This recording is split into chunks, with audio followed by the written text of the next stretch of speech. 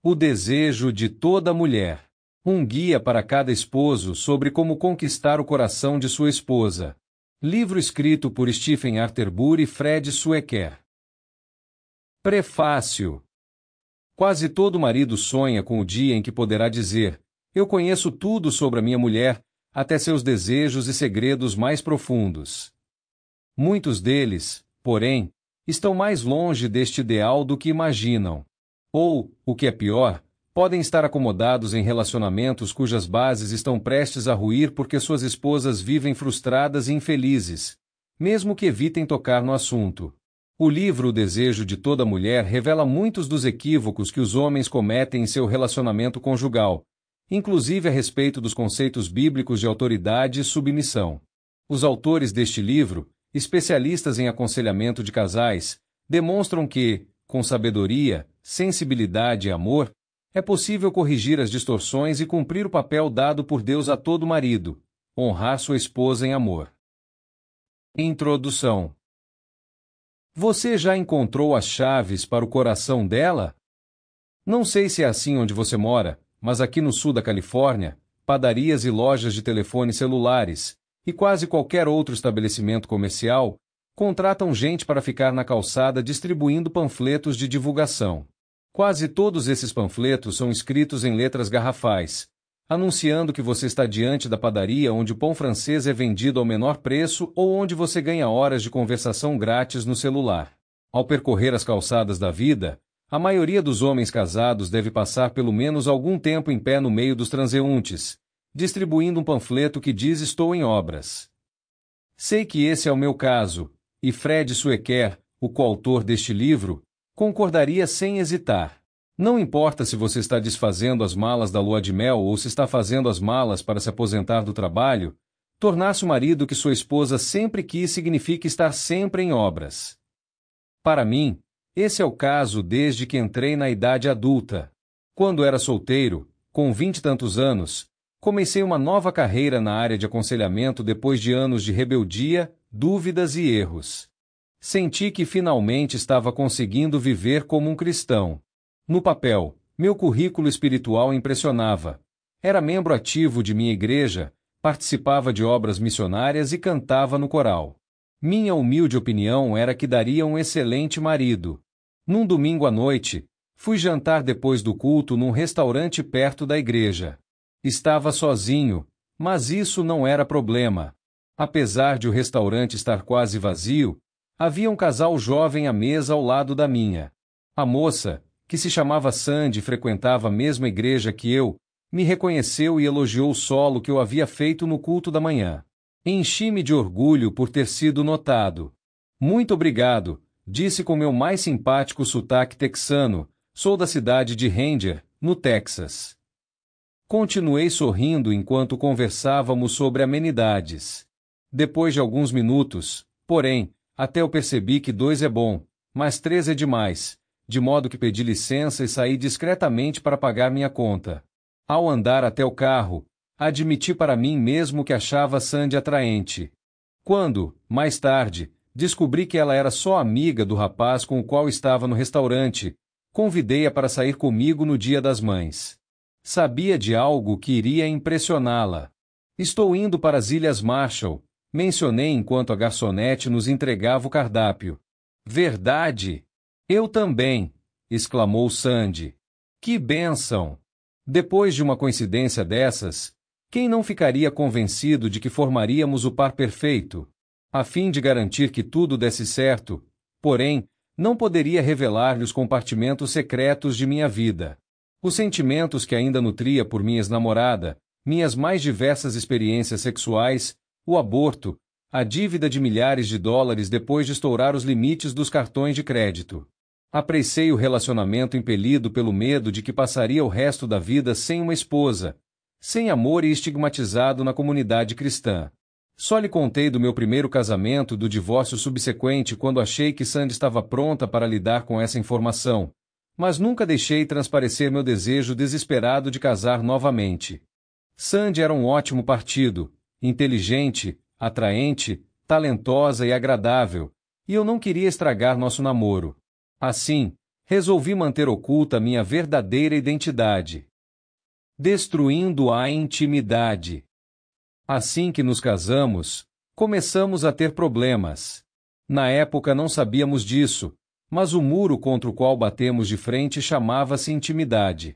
Meus compartimentos secretos e minha resistência em deixar que ela desenvolvesse sua própria identidade nos colocaram em lados opostos do muro. Além disso, o fato de não conseguirmos ter um filho só serviu para tornar esse muro ainda mais alto. A comunicação era unilateral. Vinha apenas da minha parte na forma de comentários impulsivos sobre assuntos que iam desde suas aptidões culinárias até seu gosto para roupas. Insistia em que ela usasse uns trajes que na verdade eram mais apropriados para uma festa junina, ainda que ninguém no sul da Califórnia se vestisse daquela maneira. Estava sufocando Sandy com minhas críticas constantes e minha presença dominadora. Faltava intimidade ao nosso casamento e estávamos começando a viver como um casal de solteiros. Mas será que eu era tão diferente de outros homens casados? Ao invés de estabelecerem um relacionamento com as mulheres e compreendê-las, a maioria dos homens prefere controlá-las. Muitos maridos usam 1ª carta de Pedro capítulo 3 como seu parâmetro oficial, pois é um texto que instrui as mulheres casadas com incrédulos a manterem-se caladas e ganharem seus maridos para Cristo com suas atitudes amorosas. Essa passagem das Escrituras tem dado a muitos homens poderes irrestritos para se comportarem como líderes que muitas vezes destroem a união conjugal e fazem em pedacinhos a sua intimidade. Sei disso, pois tornei-me um transgressor entre os mais terríveis depois que me casei com minha primeira esposa, uma colega de faculdade. O mais impressionante é que eu acreditava que tudo estava indo bem até o dia em que ela anunciou que estava me deixando. Ao invés de me humilhar e perguntar o que havia feito para causar-lhe mágoas tão profundas, saquei a Bíblia para mostrar-lhe como era errado ela ir embora. Estava certo de que meu porrete bíblico iria colocar algum juízo em sua cabeça. Preguei tantos sermões para ela sobre Efésios 5 que, depois de um tempo, havia memorizado essa passagem. Em minha visão restrita, esse trecho das Escrituras dizia que ela devia se submeter a mim e que Deus ficaria extremamente zangado se ela não vivesse de acordo com aquilo que ele queria para o seu rapaz Steve.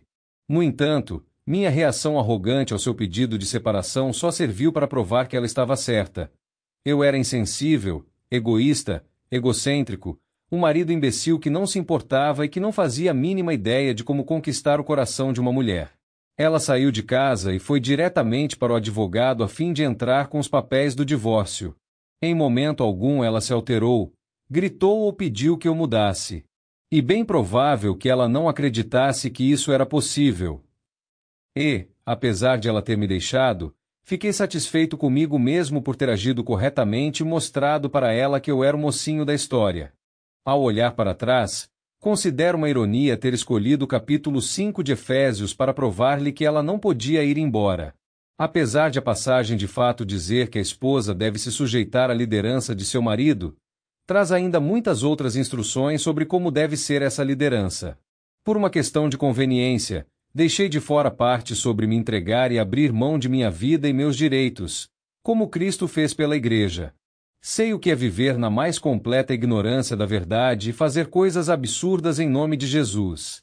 Sei como é gostoso assumir uma posição superior e corrigir os outros, ao invés de colocar-me no mesmo nível e me relacionar com eles.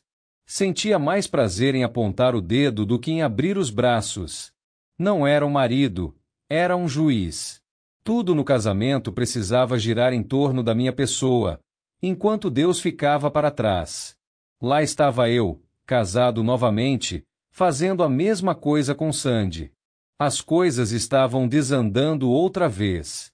Como poderia fazer o trem descarrilado de nosso casamento voltar aos seus trilhos, ou para usar uma outra analogia que empregamos ao longo deste livro, como poderia ressuscitar um relacionamento que havia se esfriado e definhado? Reavivando um casamento.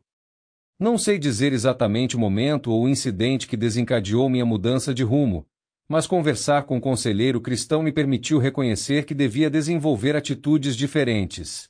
Precisava usar minhas palavras para edificar Sandy, concentrar-me na pessoa maravilhosa que ela era e procurar oportunidades de encorajá-la.